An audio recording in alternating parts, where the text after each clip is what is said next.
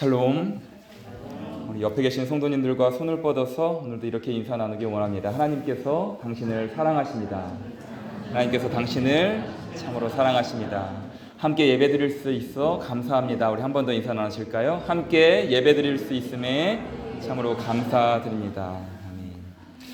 부활하신 예수님께서 두려움에 떨고 있던 제자들을 향해 선물하셨던 그 평화가, 그 샬롬이 오늘 예배하는 우리 모두에게 깃들기를 주님의 이름으로 축복합니다. 여러분, 지난 한 주간 허락하신 삶의 자리마다 하나님의 형상들로 살아내시느라고 많이 애쓰셨습니다. 지난주 우리는 황제의 것은 황제에게, 하나님의 것은 하나님에게 돌려드려야 함을 배웠습니다. 우리의 존재 자체는 이 세상에 귀속된 이 세상의 소유가 아니라 바로 하나님의 소유임을 배웠죠. 세상은 우리의 시간과 또 물질과 심지어 마음까지 내놓으라고 그렇게 요청하지만, 그래서 우리를 마치 노예처럼 세상이 소유하려고 하지만, 우리는 세상의 노예가 아니라 세상이 새길 수 없는 하나님의 형상이 새겨진 하나님의 자녀입니다. 우리 안에 하나님의 형상이 새겨져 있으니 어두운 세상 속에서도 하나님의 그 형상들로서 세상에 보게 되는 인생을 살아내는 것이 바로 우리의 사명임을 다시금 재확인했습니다. 바라기는 이 사순절 우리 모두 하나님의 형상을 따라 지음받은 사람답게, 이 의미는 정말 그 사람을 하나님의 형상으로 존중하고 또 사랑하고 쓸모없는 존재가 아니라 하나님께서 사랑하시는 존재로 바라보는 그런 의미입니다. 그렇게 하나님의 형상을 따라 지음받은 사람답게, 그리고 하나님께 온전히 속한 사람답게 우리의 시간도 건강도 물질도 입술도 주님께 드려지는 그러한 사순절의 삶이 되기를 주님의 이름으로 축원합니다. 오늘은 사순절 둘째 주일을 맞아서 예수님께서 제자들에게 보여주신 그 사랑의 깊이를 배우고 우리도 그 사랑 안에 머물면서 주어진 삶 속에서 그 사랑을 흘려보낼 수 있기를 원합니다. 오늘 본문은 예수님이 이 땅에 오신 목적을 이루시기 위해서 예루살렘에 들어가신 후에 사랑하는 제자들과 마지막으로 식사하는 장면을 그리고 있습니다. 유월절 흠이 없는 어린 양이 되셔야 했던 예수님은 유월절 전에 자기가 이 세상을 떠나서 이제는 아버지께로 돌아가야 할 때가 된 것을 아시고 세상에 있는 자기의 사람들을 사랑하시되 끝까지 사랑하셨습니다.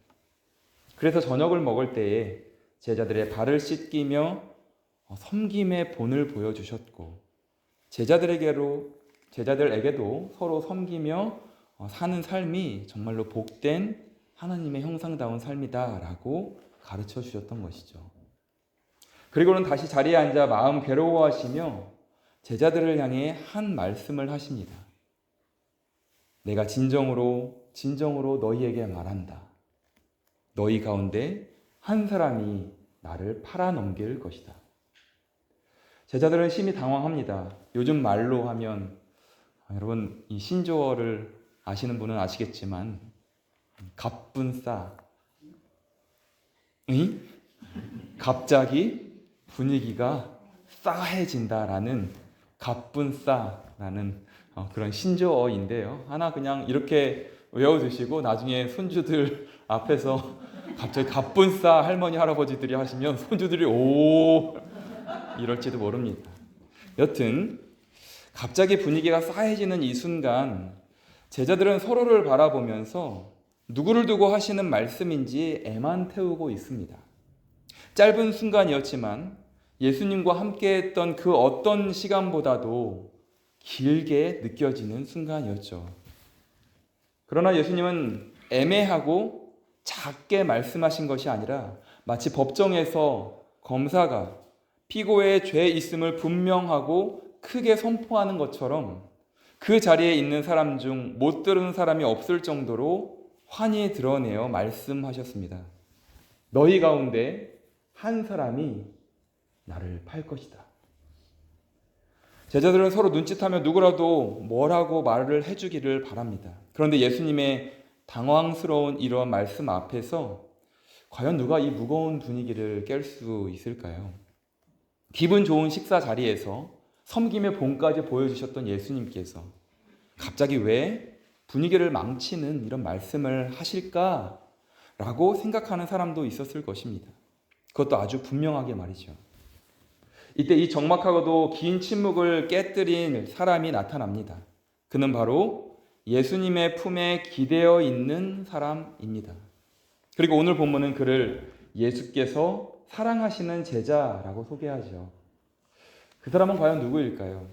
그는 예수님이 십자가에서 죽어가실 때 제자 중 유일하게 십자가 곁에 서서 예수님의 어머니를 부탁받은 제자입니다.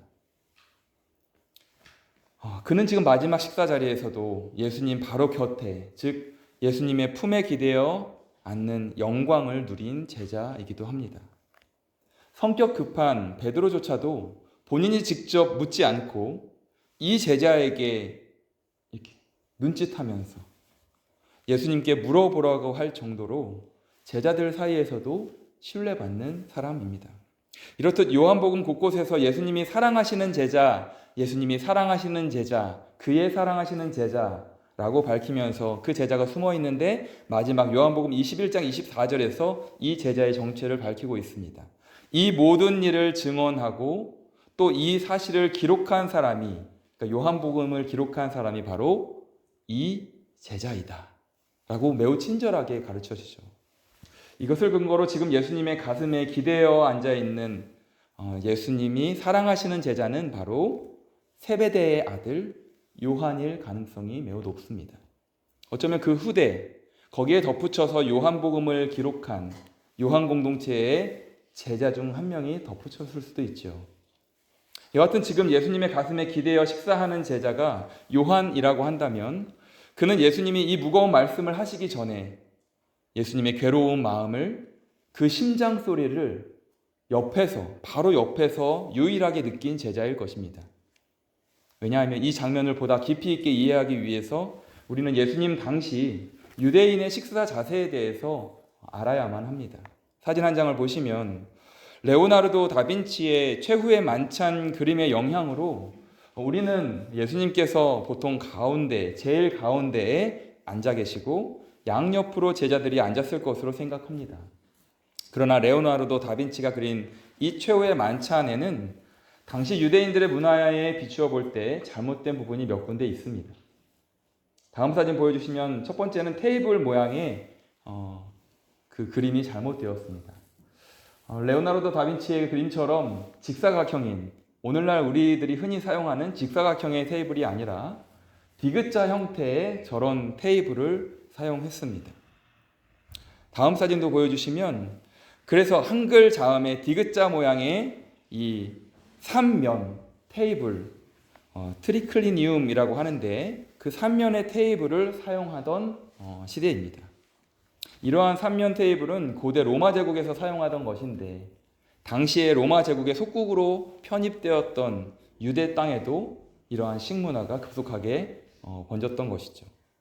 디귿자로 움푹 패인 저 곳을 통해 하인들은 음식을 서빙할 수 있었던 것입니다. 두 번째로는 테이블에 앉은 좌석 배치가 잘못되었습니다. 예수님께서 정 가운데 앉으신 것이 아니고 다음 사진 보여주시면 이러한 3면의 테이블에는 제일 위에 분이, 높은 분이, 그러니까 이 잔치에서 가장 우선시 되어야 할 분이 앉는 자리, 상석이 있고 그분을 섬겨야 할, 그 모든 초대된 사람을 섬겨야 할 말석, 마지막 자리가 있습니다. 상석이라고 하는 것은 1, 2, 3으로 써져 있는 저 왼쪽의 날개 부분이고 말석은 4번으로 써져 있는 오른쪽 끝자리입니다. 최후의 만찬 테이블에서 상석은 당연히 이 식탁의 가장 중요한 손님이셨던 예수님의 몫이었습니다.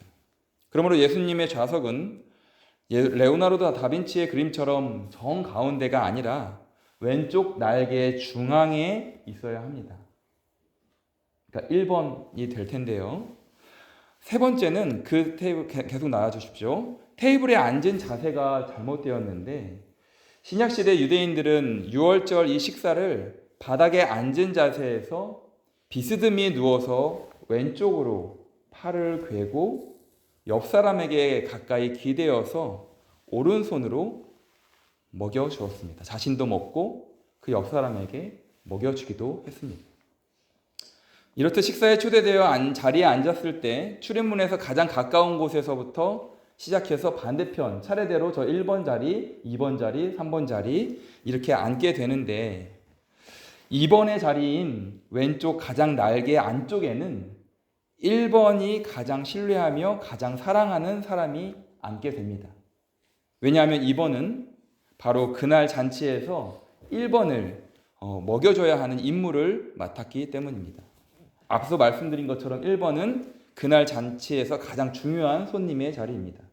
그리고 3번은 그날 잔치에서 잔치를 베푼 주인이거나 혹은 잔치 전체를 구성한, 기획한 사람이 앉게 되는 것이죠. 그래서 3번이 1번의 왼쪽에 앉은 이유는 모두가 먹을 때 왼쪽으로 비스듬히 기대어서 먹게 되는데 그날의 주인공이신 1번, 즉 오늘의 예수님께서 그 사람에게 자기에게 기대어 있을 수 있도록 3번은 쿠션 역할을 하게 되는 것이죠. 그러므로 식사 자리를 마련한 주인은 가장 중요한 손님을 모셔서 자기의 가슴에 살짝 기대어서 드실 수 있도록 해야 하기 때문에 주인이 모든 손님의 자리를 한 명 한 명씩 정해주는 것입니다. 그리고 나서 모든 사람은 왼쪽으로 비스듬히 약간 이렇게 왼쪽으로 턱을 기대고 오른손으로 음식을 먹는 문화였던 것이죠. 특히나 가장 안쪽 자리 2번에 앉은 사람은 자기 음식을 먹을 뿐만 아니라 1번에 있는 가장 중요한 손님의 입에 음식을 먹여주는 서비스를 베풀게 됩니다. 이런 문화적 배경을 이해하고 다음 사진 보여주시면 다시 오늘 본문의 장면을 그려본다면 지금 예수님의 가슴에 기대어 있는 제자가 요한이라고 했을 때 요한은 예수님의 가장 근접한 자리에서 예수님의 심장 소리를 들으며 예수님의 괴로운 심정을 공유하는, 공감하는 제자의 위치에 있었던 것입니다. 그리고 예수님의 왼쪽에 있는 사람에게 예수님이 왼쪽에 있는 사람에게 몸을 기대어서 떡 한 조각을 건네주는 사람은 바로 가롯 유다입니다. 오늘 본문에서 말씀하시는 것처럼 예수님의 오른손으로 떡을 집으신 후에 포도주에 찍어서 줄 수 있는 가장 가까운 곳에 앉은 사람이기 때문입니다. 그렇다면 예수님은 이미 가롯 유다의 마음을 알고 계셨고 마음 괴로워하면서 가롯 유다의 죄 있음을 제자들 앞에서 선포하셨을 때 그리고 제자들이 서로를 바라보면서 도대체 누구인지 당황해하며 긴 침묵의 시간이 흐르고 있을 때 다음 사진 보여주시면 바로 예수님은 가롯 유다의 심장 소리 또한 느끼셨을 것입니다. 여기서 우리는 예수님의 사랑의 깊이를 발견합니다. 예수님은 이미 유다의 배신을 알고 계셨습니다. 그럼에도 불구하고 예수님은 가롯 유다에게 직접 떡 한 조각을 찍어서 주시며 가롯 유다를 사랑하시되 끝까지 사랑하셨습니다. 이 떡은 단순한 음식이 아니라 교제와 존중, 우정의 표시였죠. 그것은 마지막까지 예수님께서 가롯 유다에게 내미신 은혜의 손길이었습니다. 사탄이 이미 흔들어 놓은 그의 마음을 다시 돌이키고자 예수님께서 유다에게 마지막까지 기회를 주셨던 것입니다. 제자들에게는 이것이 예수님을 팔아넘길 범인이 바로 저 가롯 유다였구나를 알게 하는 행동이었지만 예수님께 이것은 가롯 유다를 향해 뻗으신 깊은 사랑의 손길이었던 것입니다. 그런데 가롯 유다는 예수님의 이 끝사랑의 증표인 그 떡 한 조각을 받아들고서도 끝내 마음을 돌이키지 않았습니다. 떡을 받은 후 그는 그 자리를 떠나죠. 그리고 밤이 되었다라고 성경은 기록합니다. 이 밤은 단순한 시간적인 어두움이 아니라 스스로 유다처럼 스스로 그리스도의 사랑에서 떠난 한 사람의 영적 어두움을 상징합니다. 27절에서 사탄이 그에게 들어갔다고 표현하는 것은 사탄이 한 짓이니까 가롯 유다의 무죄를 증언하는 그런 말이 아니라 가롯 유다에게는 끝까지 기회가 있었지만 결국 죄의 길에서 돌이키지 않고 스스로 예수님의 사랑을 끊어버리면서 자기의 길로 갔음을 말씀하고 있는 것입니다. 그는 다시금 생명의 빛 안에 머물 기회가 있었지만 예수님의 사랑을 스스로 거부하고 그 식사의 자리를, 그 은혜의 자리를 박차고 벗어납니다. 그는 결코 돌아올 수 없고 길도 보이지 않는 죽음의 밤길로 고독하게 걸어갔던 것이죠. 스스로 떨어져 버린 쓸모없는 포도나무 가지가 되어버린 것입니다. 성경은 분명히 말씀합니다. 그리스도 안에 거하는 자는 열매를 맺습니다. 그러나 스스로 주님과의 연결을 끊는 자는 마치 포도나무에서 떨어져 나간 가지처럼 마른 가지가 되어버리죠. 그것은 주님께서 너는 내 제자가 아니야 라고 밀어내셨기 때문이 아니라 그렇게 끝까지 사랑하며 돌이킬 기회를 주셨음에도 스스로 자기 의지를 가지고 자기의 경험과 자기의 생각과 자기의 기대를 가지고 실망하며 예수님을 떠났기 때문입니다. 사랑하는 여러분, 그렇다면 이 사순절에 우리에게 주시는 메시지는 무엇일까요? 사순절 둘째 주일, 우리는 다시금 우리 죄를 대속하신 예수님을 깊이 기억하며 부르심에 합당한 삶을 살아내기 위해서 오늘도 거룩하신 하나님 앞에 다시금 엎드렸습니다. 우리는 모두 예수님께서 주시는 떡 한 조각을 받은 사람들입니다. 그 떡은 십자가에서 완전히 드러난 예수 그리스도의 사랑의 증표입니다. 세상이 줄 수 없는, 흉내낼 수도 없는 유일한 하나님의 사랑의 증표입니다. 그리고 그 사랑 안에서 우리는 한 형제 자매가 되었습니다. 기도해 주신 것처럼 오늘 우리는 성만찬 예식을 거행합니다. 바로 그 예수님의 몸과 피를 의미하는 그 몸과 피를 우리가 함께 받고 다시금 우리는 예수님의 그 완전하신 사랑을 받은 존재임을, 그 한 피 받아 한 몸 이룬 형제 자매임을 서로 고백하며 그렇게 한 몸 된 공동체로 다시 한번 하나님 함께 감사를 고백하는 시간입니다. 그러므로 그리스도의 사랑으로 하나 된 우리 아멘 형제자매 여러분, 예수님을 더욱 깊이 닮아가고자 하는 이 사순절입니다. 우리가 이 시기에 예수님의 사랑 안에 먼저 머물면서 나에게 허락하신 시간과 건강, 물질과 입술 모두를 사용하여서 삶의 자리마다 사랑의 열매를 풍성히 맺어가길 원합니다. 우리는 분주하고 긴장된 시대를 살아가죠. 쉽게 원망하고 또 쉽게 상처 주기도 하며 상처받기도 하고 쉽게 다투는 세상을 살아갑니다. 그러나 그리스도의 사랑을 받은 우리는 그 사랑을 흘려보내도록 부름받은 사람들입니다. 교회는 사랑을 훈련하는 곳입니다.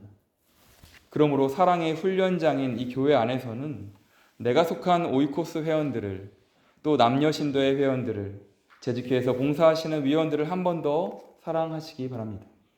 그리고 아행교회에서 믿음의 동행을 시작한 우리 새 가족들과 어려서부터 믿음으로 자라고 있는 영적 자녀들을 더욱 깊이 여러분들이 하실 수 있는 그 방법으로 깊이 사랑하시기 바랍니다.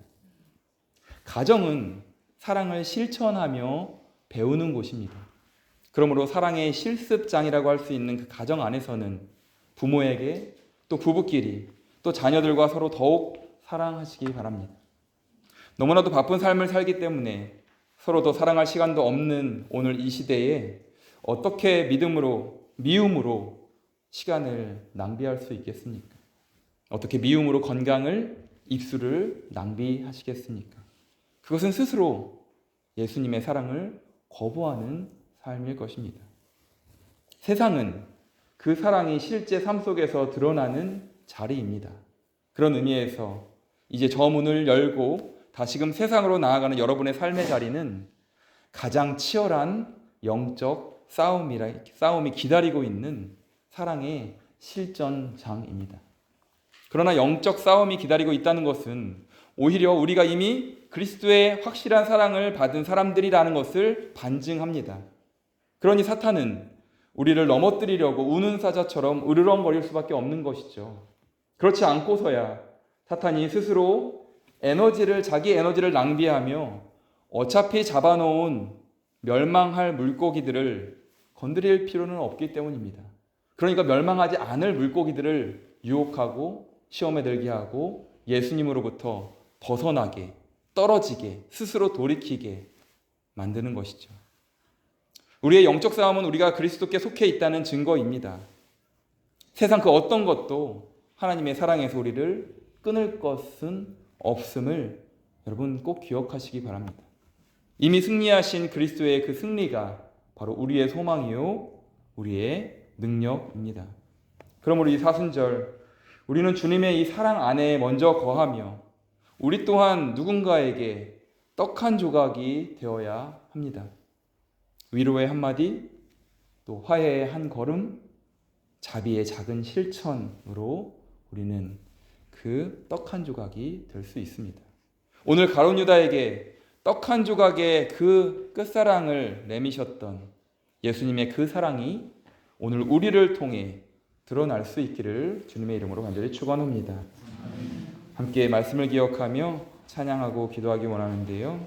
우리는 주님을 그렇지 않으려고 하지만 우리도 알게도 모르게 알게도 또 모르게도 주님을 배반하는 그런 우리의 약한 모습을 주님 앞에 내려놓습니다. 그러나 그럼에도 불구하고 가룟 유다에게처럼 우리에게 떡 한 조각의 사랑을 내어주시는 그 예수님의 사랑을 기억하며 우리 또한 그렇게 살기를 원합니다. 다짐하며 찬양하겠습니다.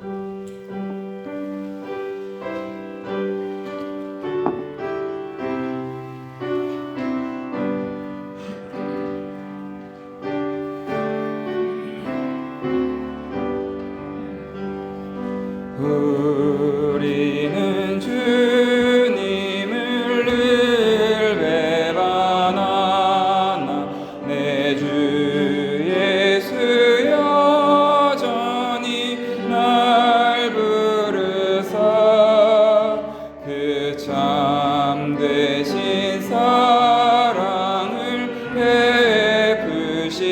베푸시나니 내 형제여 주님을 곧 따르라. 주 널 위해 빛내 주 널 위해 빛내 주 널 위해 빛내 항상 비시네 주께서 풍성한 은혜를 내려 내 영혼이 나날이